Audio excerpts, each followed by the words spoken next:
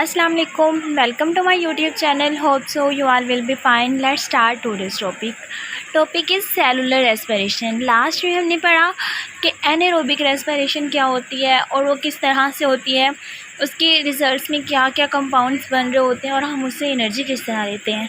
अब हम देख रहे हैं सेलुलर रेस्पिरेशन, जो कि माइटोकॉन्ड्रिया में हो रही होती है और इसमें ये ऑक्सीजन के प्रेजेंस में होती है। एरोबिक रेस्पिरेशन की ही एक्चुअली में एक टाइप है।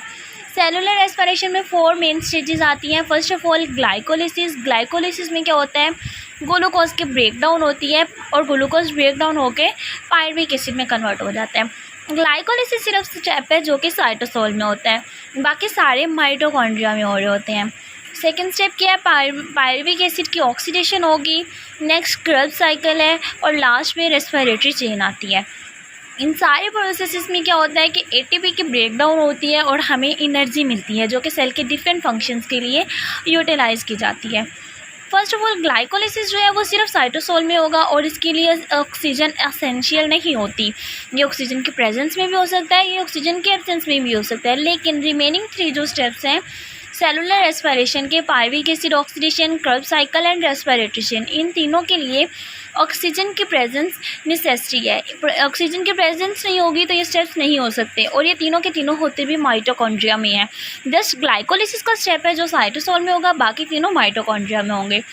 फर्स्ट ऑफ ऑल ग्लाइकोलिसिस क्या है, ब्रेकडाउन होनी है ग्लूकोज की पायरुविक एसिड में।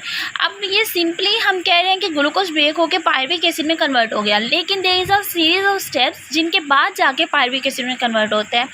अब ये एरोबिक भी हो सकती है, एनारोबिक भी हो सकती है। एरोबिक का मतलब क्या है कि ऑक्सीजन के प्रेजेंस में होगी, एनारोबिक क्या है एब्सेंस ऑफ ऑक्सीजन पे भी हो सकती है। मीन ये ऑक्सीजन डिपेंडेंट नहीं होती, ये ऑक्सीजन की प्रेजेंस एब्सेंस दोनों में ही हो सकती है ग्लाइकोलिसिस।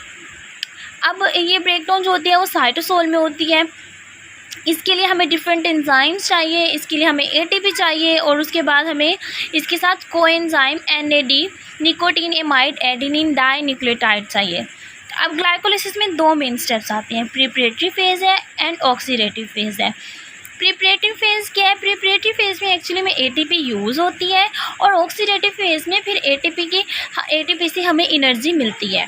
प्रिपरेटिव फेज़ में क्या है, फर्स्ट ऑफ ऑल क्या होगा कि ग्लूकोज एक फॉस्फेट ग्रुप को रिसीव करता है एटीपी से। एक एटीपी के मॉलिक्यूल से एक फॉस्फेट ग्लूकोज रिसीव करेगा और एटीपी कन्वर्ट हो जाएगा एडीपी में, ट्राईफॉस्फेट से डाईफॉस्फेट में, और ग्लूकोज से बन जाएगा ग्लूकोज 6 फॉस्फेट। मीन के उसने एक फॉस्फेट ग्रुप एटीपी से गेन किया और वो उसके कार्बन नंबर 6 के साथ जाके अटैच हो गया तो वो बन गया ग्लूकोज 6 फॉस्फेट।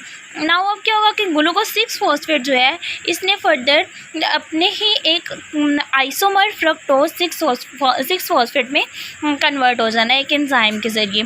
अब ये जो फ्रक्टोज है वो इसका आइसोमर ही है, सिंपली जस्ट ग्लूकोज की कैलो के रीअरेंजमेंट होती है और रीअरेंजमेंट के बाद वो फ्रक्टोज 6 फॉस्फेट बना देता है।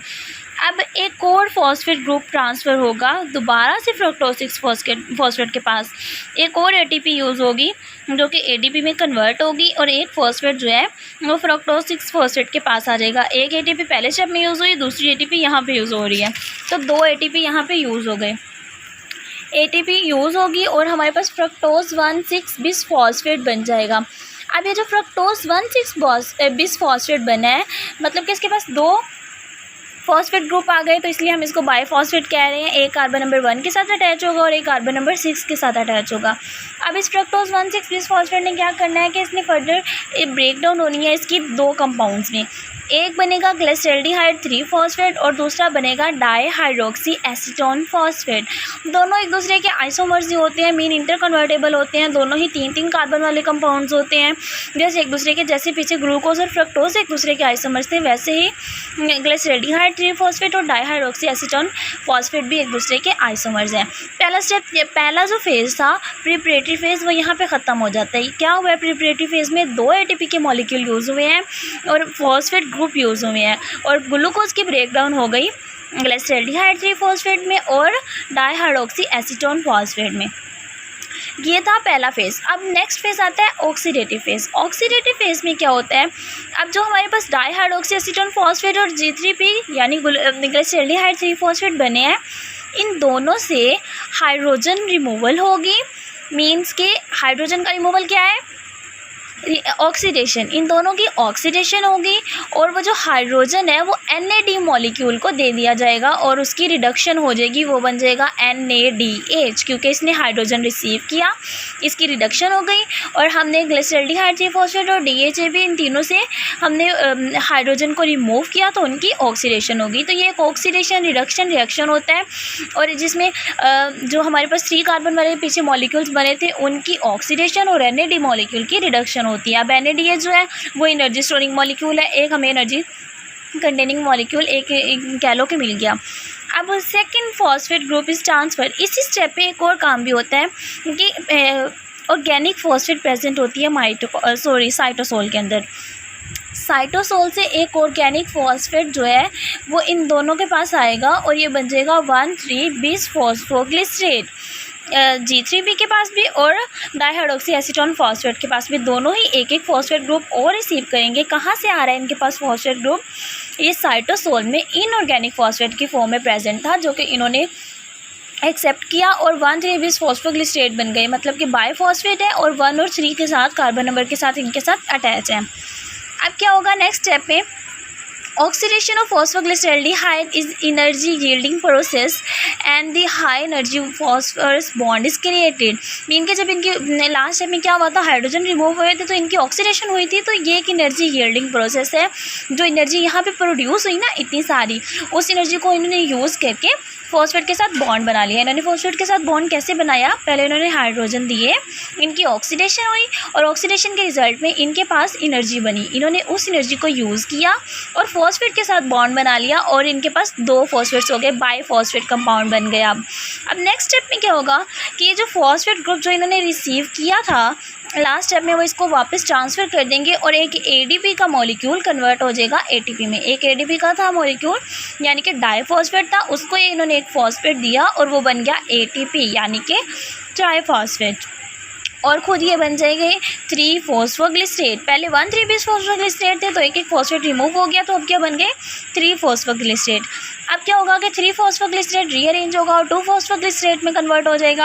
अब इन दोनों में डिफरेंस सिंपली ये है कि 3-फॉस्फोग्लिसरेट में कार्बन नंबर 3 के साथ फॉस्फेट ग्रुप अटैच है और 2-फॉस्फोग्लिसरेट में क्या है कि कार्बन नंबर 2 के साथ अटैच हो जाएगा और इनके दरमियान कोई डिफरेंस नहीं आता, दोनों 3-3 कार्बन वाले कंपाउंड है, सिंपली फॉस्फेट की अरेंजमेंट चेंज हुई है।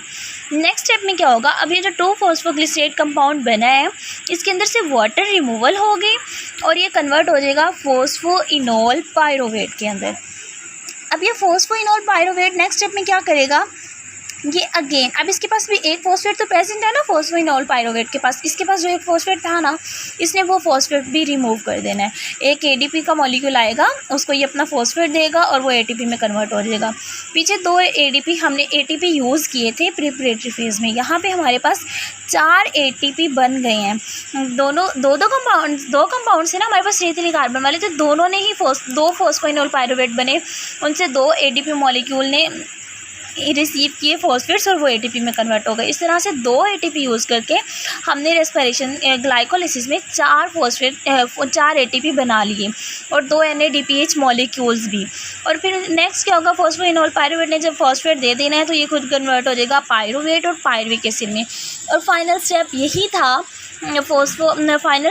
था हमारे पास ग्लाइकोलिसिस का कि ग्लूकोज ने ब्रेक डाउन होके पायरुविक एसिड या पायरुवेट में कन्वर्ट होना था। Let's see the cycle. ये साइकिल है। फर्स्ट ऑफ ऑल हमारे पास ग्लूकोज मॉलिक्यूल था, इसने क्या किया, सबसे पहले स्टेप में इसने ATP से एक फॉस्फेट लिया और ATP को ADP में कन्वर्ट कर दिया, खुद बन गया ग्लूकोज 6-फॉस्फेट। कार्बन नंबर 6 के साथ इसने फॉस्फेट ग्रुप को अटैच करवा लिया। उसके बाद क्या होगा, ये ग्लूकोज 6-फॉस्फेट दोबारा से रीअरेंज होगा और अपने ही एक आइसोमर फ्रक्टोज 6-फॉस्फेट में कन्वर्ट हो जाएगा। फ्रक्टोज 6-फॉस्फेट ने अगेन एक ATP से फॉस्फेट ग्रुप को रिसीव करना है और खुद ADP में कन्वर्ट हो जाना है और फ्रक्टोज 1,6-बिसफॉस्फेट बन गया, मीन के बाईफॉस्फेट। अब इसके पास 1 और 6 2 कार्बन के साथ फॉस्फेट ग्रुप अटैच है। अब इस फ्रक्टोज 1,6-बिसफॉस्फेट की ब्रेक डाउन हो रही है। अब फ्रक्टोज 1,6-बिसफॉस्फेट जो था इसने क्या करना है, अब ये जो फ्रक्टोज 1,6-बिसफॉस्फेट बना है, इसने खुद ने क्या करना है कि 3 कार्बन वाले 2 कंपाउंड में कन्वर्ट हो जाना है। एक G3P ग्लिसरॉल्डिहाइड 3 और एक डाईहाइड्रोक्सी एसीटोन फॉस्फेट। इसके पास 2 फॉस्फेट थे। जब ये 3 कार्बन वाले में कन्वर्ट हुआ, एक फॉस्फेट इसके पास आ गया, एक फॉस्फेट इसके पास आ गया। खुद 6 कार्बन वाला कंपाउंड था, तो 3 कार्बन इसके पास आ गए और 3 कार्बन इसके पास आ गए। यहाँ तक तो था प्रिपरेटरी फेज, जिसमें 2 ATP के मॉलिक्यूल यूज़ हुए और हमारे पास एंड प्रोडक्ट में 3 कार्बन वाले 2 कंपाउंड बन गए। अब नेक्स्ट जो है वो है ऑक्सीडेटिव फेज़। ऑक्सीडेटिव फेज़ में क्या होगा, ये जो 3 कार्बन वाले कंपाउंड बने हैं, इन दोनों की ऑक्सीडेशन होनी है। पहले डाईहाइड्रोक्सी एसीटोन फॉस्फेट के देखें, इसने क्या करना है कि एक हाइड्रोजन देना है और NAD के मॉलिक्यूल को NADH में कन्वर्ट कर देना है। मेन के NAD की रिडक्शन हुई, इसकी खुद की ऑक्सीडेशन होगी। इसमें ऑक्सीडेशन होती है, इसीलिए हम इसको ऑक्सीडेटिव फेज़ कहते हैं। अब जब इसकी ऑक्सीडेशन होगी तो डाईहाइड्रोक्सी एसीटोन फॉस्फेट किस में कन्वर्ट होता है, 1,3-बिसफॉस्फोग्लिसरेट में। बिसफॉस्फो कैसे हो गया ये, इसने यहाँ पे ये साइटोसोल में से इसने क्या किया, इनऑर्गेनिक फॉस्फेट प्रेजेंट थे, वहाँ से एक फॉस्फेट को रिसीव किया। एक इसके पास ऑलरेडी फॉस्फेट था, तो इसने क्या किया, 1,3-बिसफॉस्फोग्लिसरेट बना दिया। सिमिलरली यहाँ पे ग्लिसरॉल्डिहाइड 3 ने भी सेम प्रोसेस, 2 हाइड्रोजन दिए, NADH में कन्वर्ट हुआ, एक फॉस्फेट लिया और खुद भी 1,3-बिसफॉस्फोग्लिसरेट बन गया। अब दोनों ही 1,3-बिसफॉस्फोग्लिसरेट्स हैं। अब क्या होगा कि नेक्स्ट स्टेप में इन्होंने एक ये जो फॉस्फेट ग्रुप इन्होंने रिसीव किया था ना लास्ट स्टेप में एनर्जी के ज़रिए, जब इनकी ऑक्सीडेशन हुई थी तो इनको एनर्जी मिली, इन्होंने उस एनर्जी से फॉस्फेट बॉन्ड बना लिया। नेक्स्ट स्टेप में क्या होगा कि उसने उसी फॉस्फेट बॉन्ड को ब्रेक करना है और फॉस्फेट जो है वो एक ADP के मॉलिक्यूल को ATP में कन्वर्ट कर देगा। पहला ATP यहाँ पे बना। और सिमिलरली इस स्टेप में इसने भी same as it is process होगा कि इसने भी एक ATP के मॉलिक्यूल को ATP में कन्वर्ट करना है। दूसरा ATP यहाँ पे बना और ये दोनों खुद किस में कन्वर्ट हो जाएंगे, 3-फॉस्फोग्लिसरेट में। मीन के एक फॉस्फेट इनके पास प्रेजेंट है और कार्बन नंबर 3 के साथ है, दोनों ने ही रीअरेंज होना है और 2-फॉस्फोग्लिसरेट में कन्वर्ट हो जाना है, यानी कि कार्बन नंबर 2 के साथ अब फॉस्फेट ग्रुप चला गया। अब नेक्स्ट स्टेप में क्या होगा, जो 2-फॉस्फोग्लिसरेट आया है, इसने एक वाटर के मॉलिक्यूल को रिलीज़ करना है, खुद फॉस्फोइनोल पायरुवेट में कन्वर्ट होना है। सिमिलरली इधर भी होगा कि वाटर का मॉलिक्यूल रिलीज हुआ और खुद फॉस्फोइनोल पायरुवेट में कन्वर्ट हो गया। नेक्स्ट स्टेप में क्या है कि ये जो फॉस्फोइनोल पायरुवेट है, इसने अगेन एक फॉस्फेट देना है। इस पर एक फॉस्फेट प्रेजेंट था ना अभी तक, तो इसने वो वाला फॉस्फेट भी दे देना है। ADP का मॉलिक्यूल अगेन ATP में कन्वर्ट होगा, ये तीसरा ATP यहाँ पे बना। और सिमिलरली यहाँ पे भी एक ADP का मॉलिक्यूल ATP में कन्वर्ट होगा, तो ये चौथा ATP यहाँ पे बन रहा है और ये खुद दोनों के दोनों पायरुवेट में कन्वर्ट हो जाएंगे। और ग्लाइकोलिसिस की एंड प्रोडक्ट यही थी कि ग्लूकोज से पायरुवेट बनेगा और इस प्रोसेस के अंदर हमारे पास 4 ATP प्रोड्यूस हुए हैं, जिनमें से 2 पहले यूज़ हो गए थे। तो नेट प्रोडक्शन हमारे पास कितने ATP की आएगी, 2 ATP की, और साथ में हमारे पास 2 NADH मॉलिक्यूल भी बने हैं। तो ये ग्लाइकोलिसिस का प्रोसेस था जिसमें हमारे पास 2 ATP की मॉलिक्यूल, 2 NADH, नेट एक्चुअली में 4 ATP बन रहे हैं, लेकिन जिनमें से प्रिपरेटिव फेज में 2 यूज़ हुए थे, तो हमारे पास नेट प्रोडक्शन जो आती है वो एक्चुअली में 2 ATP और 2 NADH की आई होगी। होप सो आपको वीडियो पसंद आई होगी।